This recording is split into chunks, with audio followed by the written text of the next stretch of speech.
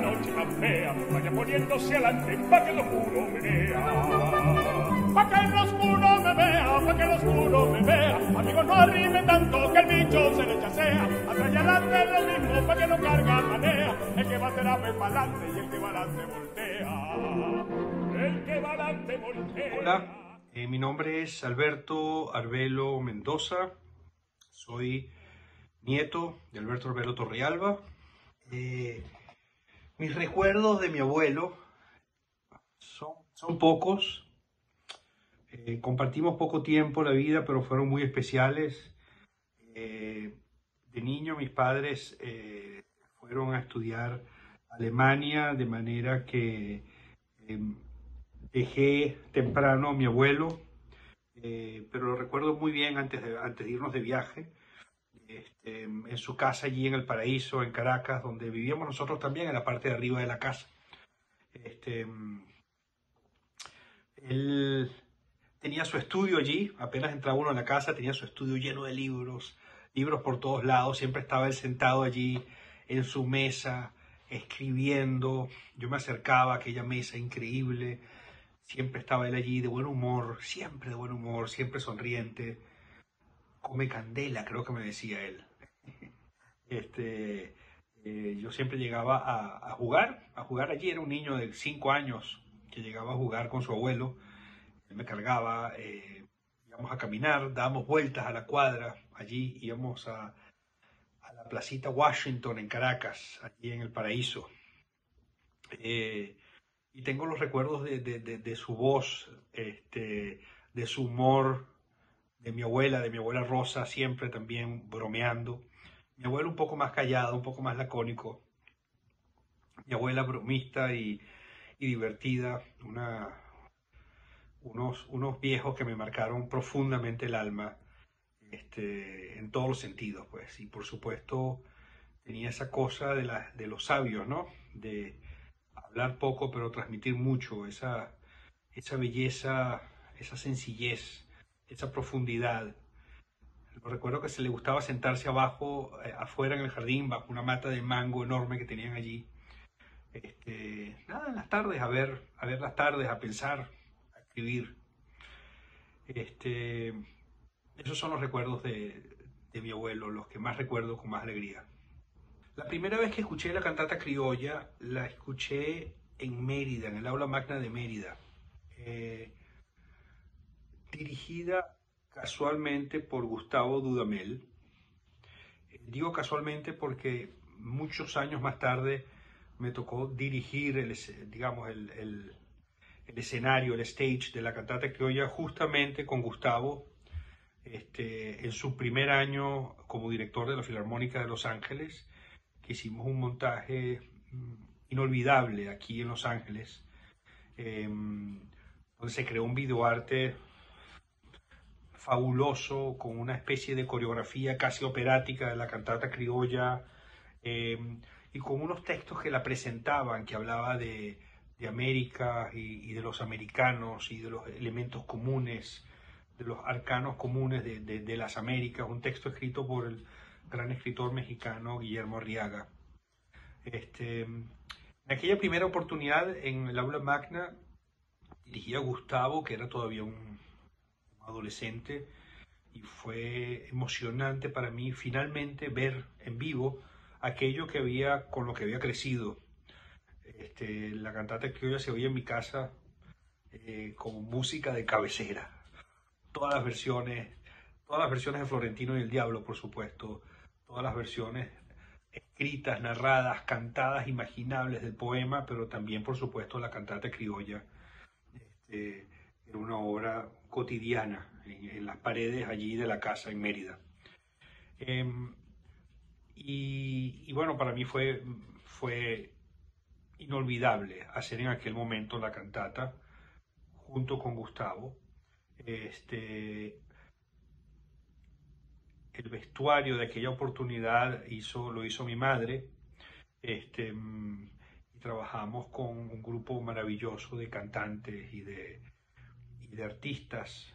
Los textos que introducían la cantata, un poco para poner en perspectiva a los espectadores, los textos escritos por Guillermo Arriaga, lo narraba nuestro gran actor Edgar Ramírez, otro gran actor nuestro, Eric Wilpret, y Helen Hunt, la queridísima actriz norteamericana. Creo que fue una cantata inolvidable, ¿no?, para la memoria colectiva. Ahora me encuentro casualmente preparando otra cantata criolla.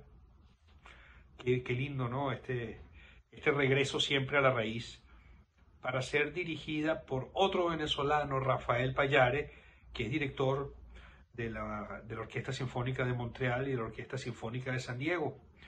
Lo vamos a hacer ahora en abril en Montreal y en mayo en San Diego. Un montaje especialísimo también, muy potente, con un video arte que filmamos en enero, allí en la propia tierra del duelo entre Florentino y el Diablo, en Marinas. Un video en blanco y negro, un videoarte filmado un poco como si se tratara de una historia antigua, ¿no?, de un registro ocurrido a comienzos de siglo, en blanco y negro, porque obviamente se trata de una historia entre el bien y el mal, ¿no? Ese conflicto arquetípico entre el bien y el mal. Estoy muy emocionado con esta nueva versión de la cantata y seguir en mi vida interpretando y entendiendo cada vez con más profundidad este poema gigantesco y esta obra maravillosa de Antonio Esteves. Cada vez que lo escucho aprendo más, siento más de dónde viene, y lo disfruto muchísimo más. De nuevo mi madre haciendo los vestuarios de esta nueva versión de la cantata criolla, ahora producido por mi esposa Gabriela. Muy emocionado, la verdad, con todo esto que está pasando, con esta obra que se ha ido poco a poco convirtiendo cada vez más en una parte esencial del repertorio internacional, ya ni siquiera latinoamericano, sino internacional. Para mí la cantata tiene una doble connotación que tiene su origen, creo, también en el mismo poema de mi abuelo, Florentino y el Diablo, que es ese manejo sublime casi de lo universal y de lo local. Esa forma de trabajar un castellano sofisticado al nivel más puro, más transparente, más afectuoso de nuestras raíces más profundas hispanas, pero a la vez el manejo solvente y virtuoso de los folclorismos, de los regionalismos, del idioma local, del dialecto local, de la jerga, del espíritu, de la cultura de ese lugar del mundo. Esa inflexión, ese contrapeso entre lo terrenal y lo universal, entre la tierra misma, entre el barro de donde surge esa historia y los grandes arquetipos de la literatura, me parece que es inusual a ese nivel de sutileza, a ese nivel poético. De verdad lo siento así. Y luego yo siento que Esteves toma exactamente esos ingredientes del poema y los transforma en música. Y entonces juega con grandes arquetipos de la música occidental, pero también con un profundo conocimiento de nuestra música llanera, venezolana y colombiana, que es la misma, que está allí, ¿no? Es decir, hay un péndulo que se mueve entre Stravinsky y un 6 por derecho, pero siendo Antonio Esteves, sin deberle nada a nadie, tomando lo mejor del universo sinfónico contemporáneo, pero a la vez poniendo una impronta nuestra, de ese color, de esa música increíble que se generó en este lugar del mundo, en la pampa venezolana y colombiana, en esos llanos, con algo de andaluz, con algo de medieval, pero que resucita allí en esa tierra de una manera única. Esteves agarra eso y lo mezcla, lo convierte en una cosa increíble. Entonces tenemos, yo siento que a dos grandes artistas, Alberto Orbelo Torrealba de un lado y Antonio Esteves del otro, creando una obra inmensamente sólida en lo literario y en lo musical, que no es normal, no es tradicional. Hay obras magníficas, óperas magníficas con libretos muy flojos o libretos maravillosos con músicas no tan solventes. Este es un caso bastante excepcional. Y es una música sorprendente, contemporánea, atrevida, hoy todavía enormemente vigente, como es vigente el poema. Yo siento que la cantata se está convirtiendo cada vez más, como decía, en parte esencial del repertorio internacional. Es una obra inmensa. Es una obra inmensa, profunda, que además habla de la naturaleza humana, que además habla de temas completamente universales, que se entenderían perfectamente bien en los llanos de Venezuela, como se pueden entender en las campiñas italianas o alemanas, australianas, en cualquier lugar del mundo. Yo siento que eso ha hecho de esta obra una obra que está en crecimiento constante, que está ocupando un espacio increíble y que me parece que es esencial este tipo de esfuerzo que se está haciendo, que están haciendo ustedes, de entender, recopilar, de hurgar dentro de la cantata criolla y Florentino del Diablo, porque creo que lo merece. Creo que se trata de una obra gigantesca que nuestros maravillosos músicos contemporáneos venezolanos provenientes del sistema, Gustavo, Rafael, han ido internacionalizando cada vez más, con más potencia, y muchos otros también, Iscaray por allí, que la toca mucho también, el Luis, haciendo un trabajo maravilloso. Es importante que lo hagamos todos porque creo que hay mucho que decir y hay mucho que transmitir de esta obra. Poniéndose adelante, pa' que el oscuro me vea, pa' que el oscuro me vea, pa' que el oscuro me vea, amigo, no arrime tanto que el bicho...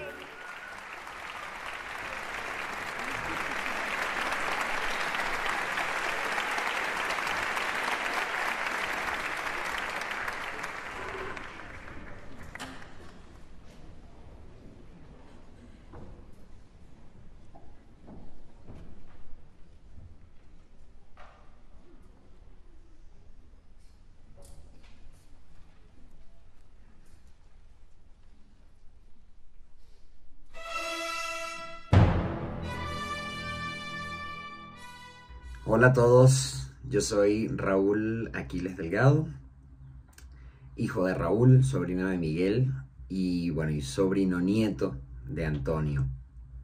Primero que nada quiero agradecerle muchísimo a las organizadoras y organizadores de esta bonita iniciativa, Trina de Edita y Alicia, mi tía Alicia de Letra y Música.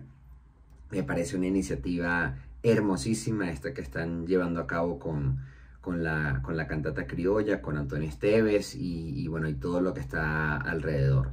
Me invitaron como yo creo que un poquito como miembro de la familia y bueno, y como músico también a hablar un poco de la obra. Creo que más interesante que hablar de la obra, porque habrá muchos eruditos aquí hablando de eso, un poquito de lo que fue mi acercamiento o cómo fue el acercamiento familiar, digamos, con la obra. Recuerdo muchísimo que mi papá mi papá y mi tío Miguel, desde que estábamos muy niños, nos criamos 4 primos juntos, Gabriel, Claudia, hijos de mi tío Miguel, y mi hermana Yanay Fernanda y yo.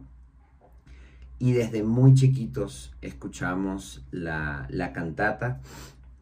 Desde muy chiquitos, yo creo que primero sin ningún tipo de, bueno, no sé, de pretensión demasiado elevada, sino, bueno, escuchar la obra. Escuchábamos mucha música académica en general, pero se escuchaba mucho la cantata. Además de eso, cuando fuimos creciendo, nos fueron explicando de qué se trataba, nos fueron explicando qué imágenes había, sobre todo lo de las imágenes. y después un poco ya cuando nosotros entendíamos ahora sí que la parte musical más profunda, entonces nos explicaban qué pasaba musicalmente y ese tipo de cosas.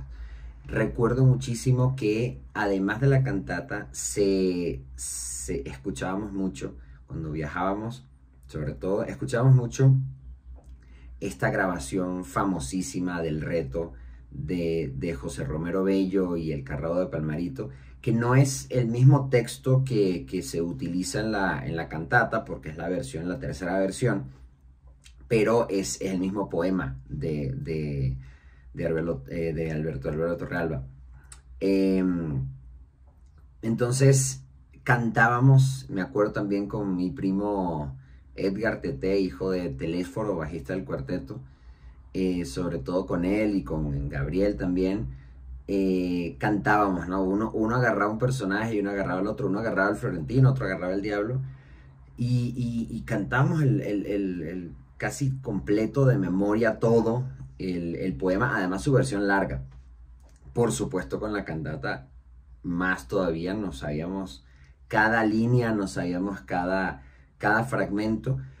Y como decía antes, como el poema está lleno de imágenes del llano, y estas personas, o sea, Raúl y Miguel, vivieron el llano, nos decían de qué se trataban esas imágenes. Además de que ellos vivieron el llano, nos llevaron al llano mucho. O sea, nosotros pasábamos buena parte de nuestras vacaciones en Calabozo, que es justamente donde nace Antonio, de donde nacen Raúl y Miguel. Íbamos allá, y sobre todo en ese camino yendo hacia Calabozo era que se escuchaban este tipo de cosas. Entonces para nosotros yo creo que fue una infancia bonita, privilegiada y llena de toda esa música y llena de todas esas imágenes. Aparte de eso, aparte de la obra, siempre nos estaban contando anécdotas de lo que fueron las primeras veces o que se hizo, o de cómo Antonio tuvo la idea de la obra.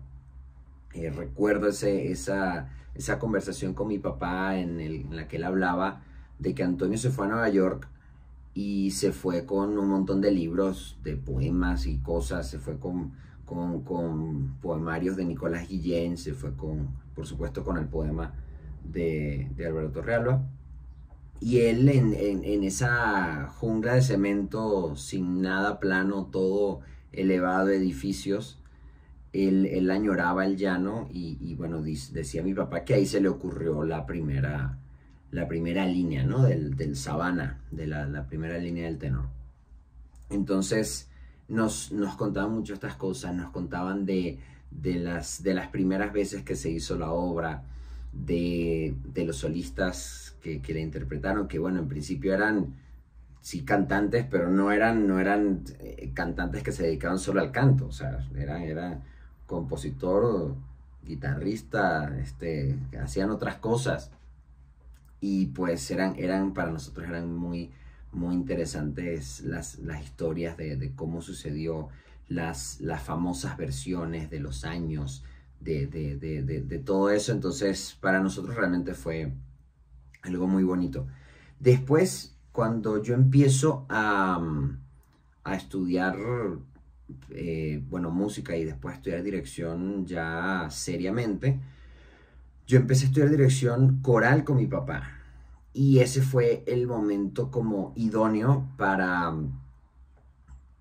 abordar ahora sí la obra como de una manera más profunda, desde lo coral, desde lo orquestal un poco, pero sobre todo desde lo coral. Mi papá montó pues muchísimas veces la obra para Antonio, con los coros, y la verdad que el conocimiento que tenía de la obra a nivel coral era impresionante, era muy, muy profundo.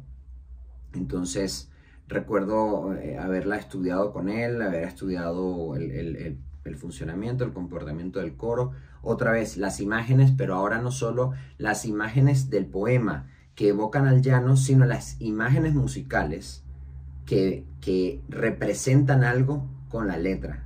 Que la obra siempre tiene esa conexión con la letra, ¿no? Entonces recuerdo muchísimo no sé, el rayo a la palma sola le tira señales puntas. Esas imágenes que suceden en ese momento, de las chicharras atolondra en el cenizo anochecer, esos clústeres, esas disonancias entre la orquesta, los instrumentos de la orquesta que evocan. Entonces mi papá me decía, ¿te acuerdas? El árbol lleno de chicharras, cómo suena, y bueno, eso lo agarró Antonio y lo puso aquí. Y bueno, y así muchísimas cosas. Entonces ahí fue que yo abordé como la obra como de manera ahí ya más, digamos, profesional. Otro recuerdo muy lindo que tengo fue cuando cantamos toda la familia, dirigidos por el maestro Felipe Iscaray. Se hizo una cantata gigante. Mi papá intervino un poquito ayudando al montaje de los coros, como asesorando. Pero bueno, cantamos prácticamente toda la familia, cualquier Esteves que cantara, cantó esa vez, y recuerdo que fue un recuerdo muy, muy bonito.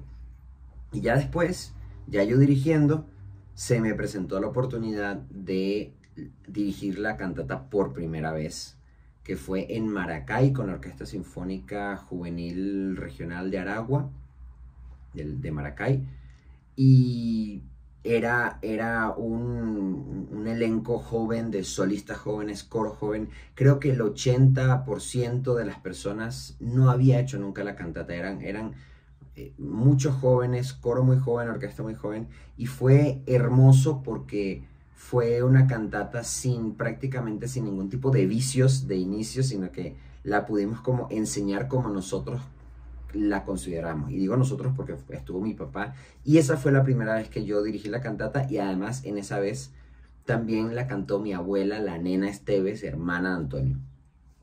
Después de eso, con la Sinfónica Francisco de Miranda de Guarenas Guatire, también fue una experiencia hermosísima. Ahí sí la hice con Idor Álvarez, que es el gran florentino, y con su alumno en ese momento, Gustavo Castillo, que ahora es un barítono reconocidísimo a nivel mundial. Y de las últimas veces que la dirigí en Venezuela, que le tengo mucho cariño a esa versión, fue con la que era mi orquesta, la Regional de los Altos Mirandinos. Ese video está en YouTube, lo pueden ver, y creo que fue una versión muy linda. Ahí cantó de tenor Cristo Dasilaco. Entonces, pues nada, este es un poquito mi cuento con la cantata, con mis experiencias, y pues muchas gracias nuevamente a los organizadores, organizadoras, por esta invitación y por esta iniciativa.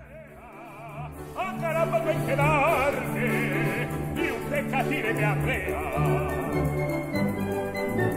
Mira que estoy revolón por esta noche tan fea. Vaya poniéndose adelante pa' que lo juro me vea. Pa' que nos